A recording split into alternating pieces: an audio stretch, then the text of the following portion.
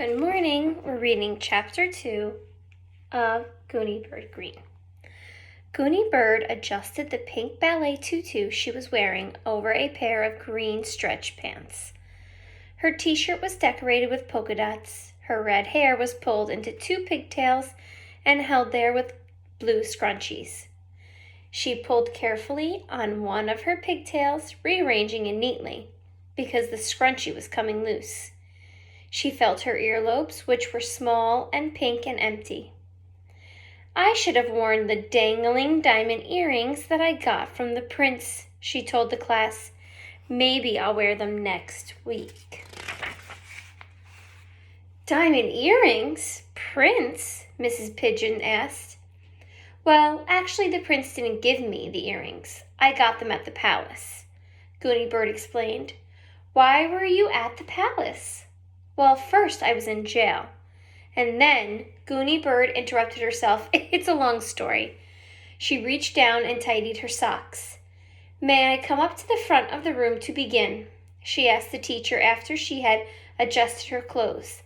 "I like to be absolutely the center of attention." Mrs. Pigeon nodded and stepped aside so there was room for Goonie Bird to stand in the front of the class. "You might as well sit down, Mrs. Pigeon," Goonie Bird said politely. "Take a load off your feet."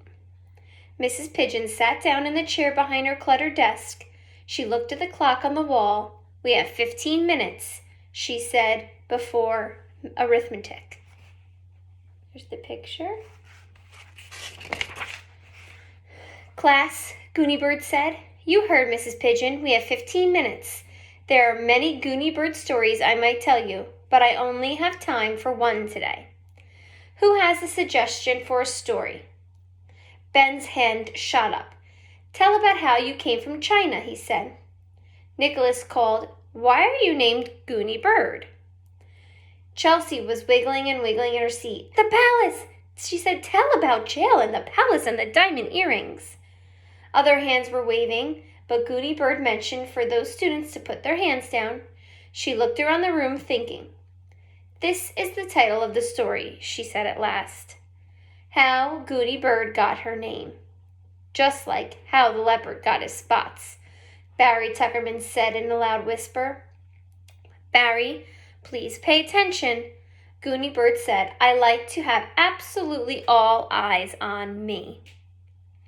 Then, when the class was silent and all eyes, except those of Felicia Ann, who always looked at the floor, were on her, she began. How Goonie Bird Got Her Name. Once upon a time, 8 years ago, a man and a woman named Mr. and Mrs. Green, that's Green with a silent E at the end, discovered they were expecting a baby girl. The man's name was Gordon Green. His wife was Barbara Green. They decided to keep their baby girl with their initials, G for Gordon, B for Barbara. They thought of many different names. Gail Beth, said Mrs. Green. She liked short names. Gwendolyn Belinda, said Mr. Green. He liked long names. They discussed and discussed. They never argued or fought, but they had many discussions. Once, in the middle of the night, Mrs. Green woke up. She had a dream about a name. She nudged Mr. Green until he woke up a little bit. Then she said, "Georgina Babette." "No," he said, and went back to sleep. One night, Mr. Green woke up and nudged his wife and told her that he had a dream. "Gazpacho banana," he said. "That was a nightmare you had," his wife said. He agreed. They both went back to sleep. Finally, because they could not make up their minds about a name, they decided that they would wait until the baby girl was born. Then they would look at the baby, and somehow they would know that her name should be Grace Bridget or Gloria Bonnie, or some other name. They waited and waited for the baby's birth. It takes many months, as you know. Goonie Bird paused her story. She could see that many of her classmates wanted to wave their hands in the air and say things. "Class," she said, "any comments so far? Any questions?" "We have 9 minutes left," Mrs. Pigeon reminded them before arithmetic. Kiko asked in a small voice, Did he really say gazpacho banana? Yes, he did, Gooney said. I tell only true stories.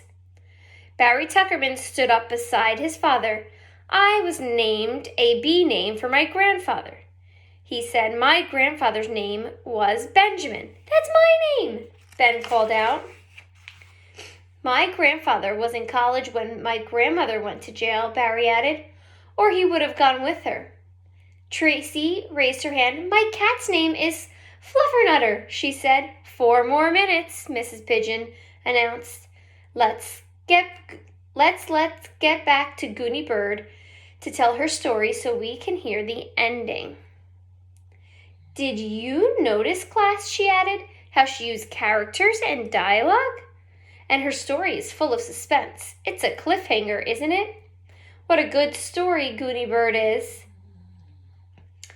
Ready? Goony Bird asked the class. Ready, shouted the class, all but Felicia Ann, who never shouted. Okay, here comes the ending. Finally, one spring morning, the baby girl was born. She weighed 6 pounds and 14 ounces. She had red hair. Look, said her mother. She wiggles her head around looking for food when she's hungry. Isn't that cute? It reminds me of something, but I forget what. Her father peered down at the new baby in his wife's arm. He smiled. She has very big feet. Isn't that cute? It reminds me of something, but I forget what. Mr. and Mrs. Green looked at their sweet baby. They thought and thought. It's coming back to me, Mr. Green said at last. Do you remember when we went on the bird-watching trip to the various islands in the Pacific Ocean? And we saw all kinds of marine birds? That's it, his wife said. She looks very much like one of those birds. But which one? Let's get our album from that trip, Mr. Green said. Together they turned the pages of the album. They looked down at the baby. She didn't look like the double-crested cormorant, the red-necked bird, Mr. Green suggested. They looked again at the baby. She does have a red neck, Miss Green said. No, she does not, Mrs. Green. It's pink.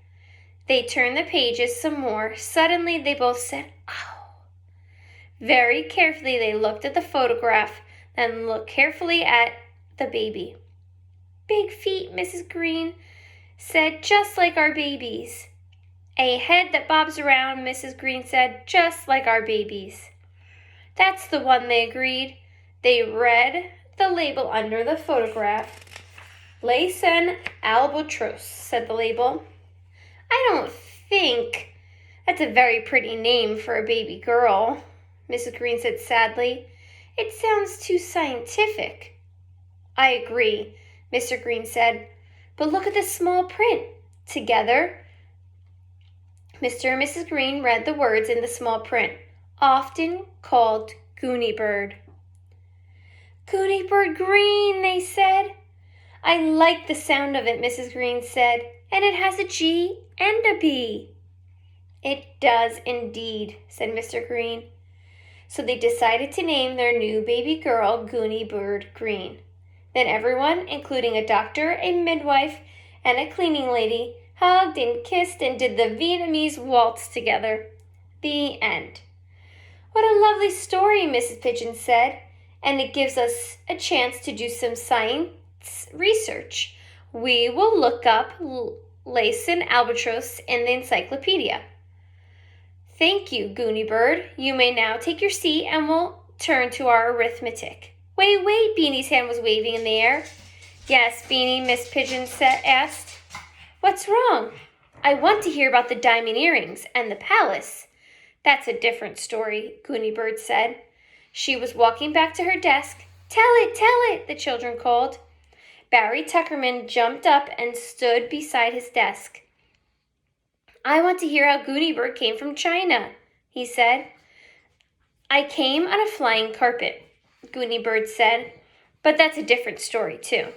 She adjusted her pink tutu and sat down. Tell it, the children called. Mrs. Pigeon laughed. I'm sure Goony Bird was just joking about the prince. and the palace, and the diamond earrings. She said, and the flying carpet too. Goonybird had already opened her arithmetic book. She looked up in surprise. No, she said, I wasn't joking. I tell only absolutely true stories. Well, said Miss Pigeon, will you tell us another one tomorrow? Of course, Goonybird said. The end of chapter 2.